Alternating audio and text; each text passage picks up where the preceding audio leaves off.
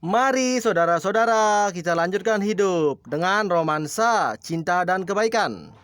Maka dari itu tidak lengkap rasanya hidup kita tanpa yang namanya update, ya toh? Kali ini kembali kita bahas update Pitup edisi 12 Mei.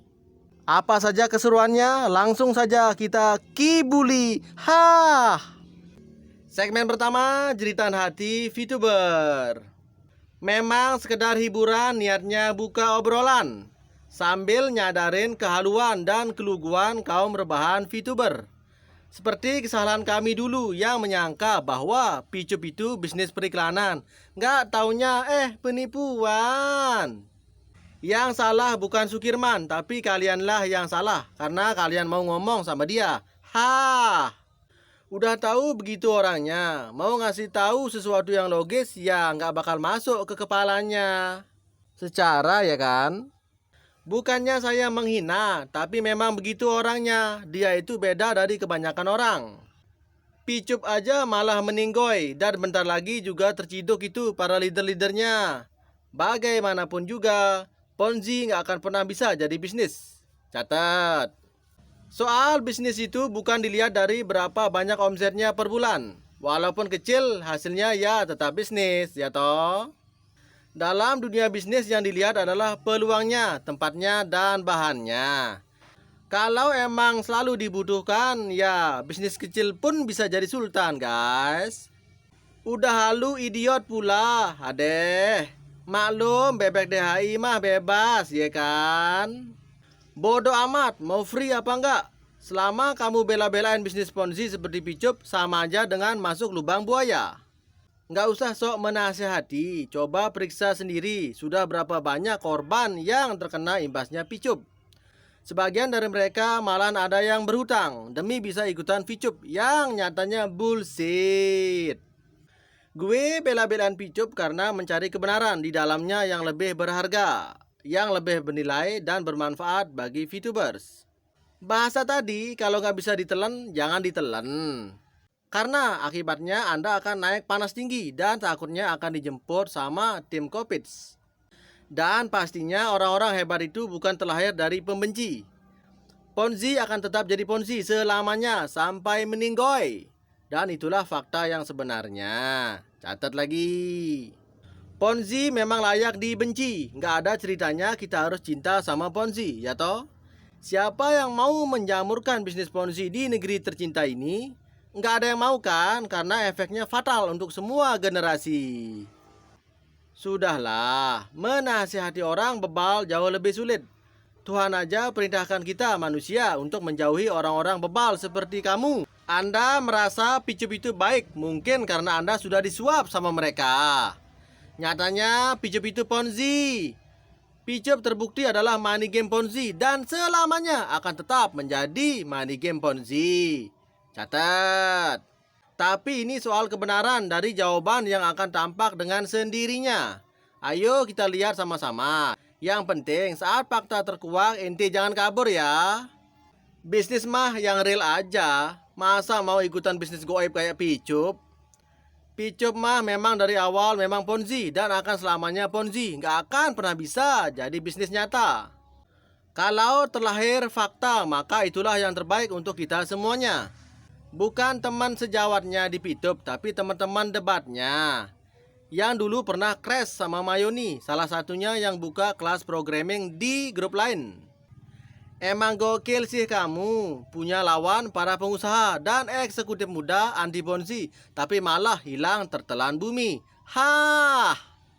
Yang paling enak itu adalah rebahan sambil nonton SpongeBob, terus dapat dolar, ya kan? Kabarnya Lord Sukirman baik-baik aja. Kabar terbarunya adalah Mang Kirman menjadi komandan tim 9 sekaligus menjadi ajudannya Kiai Eman untuk mengonkan Picup. Setelah digeruduk member Fast Track, semakin error aja si Kirman ini. Dia tidak akan sembuh soalnya dia tidak pernah sakit.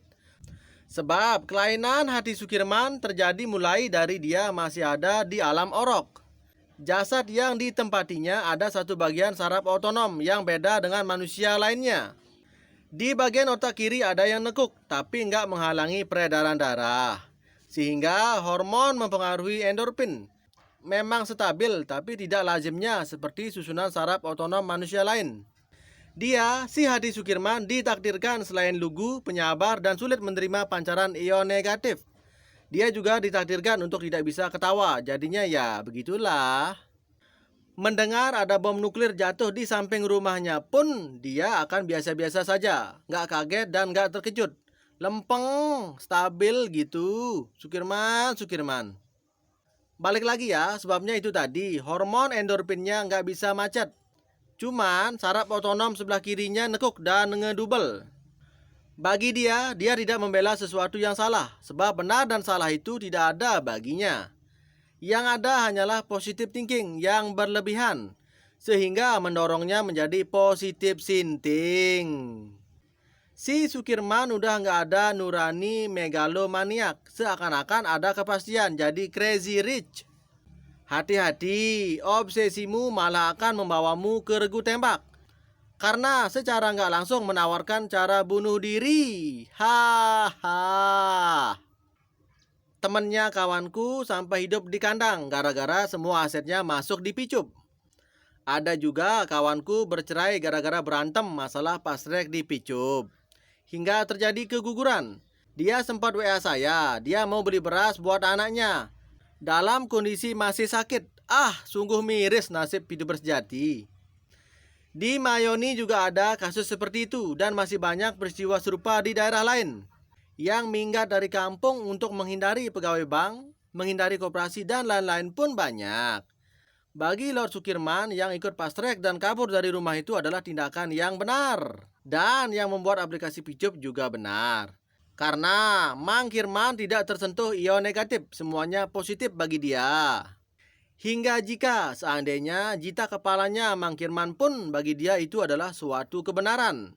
Karena emang hormon endorfin dan saraf yang nekuk tadi, paham kan? Pokoknya intinya yang namanya Hadi Sukirman itu tiada matinya. Unik deh. Sukirman dilawan.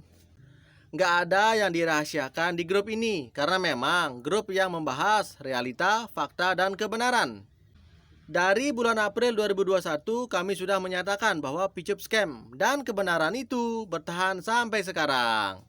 Sebenarnya sih sudah nggak ada info tentang Picup, sebab Picup itu sudah mati gantung diri di bulan Februari 2021 dulu. Cuman arwahnya gentayangan ke sana kemari dibawa antek-anteknya agar masyarakat tenang dan tidak menuntut. Lanjut ke segmen selanjutnya, motivasi VTuber. Tema kali ini adalah rezeki itu sudah ada takarannya. Siapapun yang hidup, dia telah dijatah rezekinya oleh Tuhan. Dan hal ini adalah prinsip yang harus kita tanam dalam palung hati kita. Dengan memahami prinsip ini akan lebih mudah bagi kita untuk membangun rasa tawakal.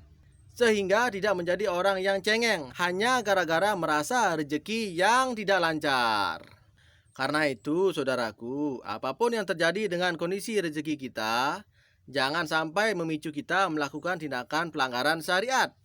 Jika mau kita membesarkan wadah rezeki kita dan melipat gandakannya, maka Tuhan juga sudah memberikan caranya dengan sedekah harta, disertai ketulusan dalam pemberian terbaik.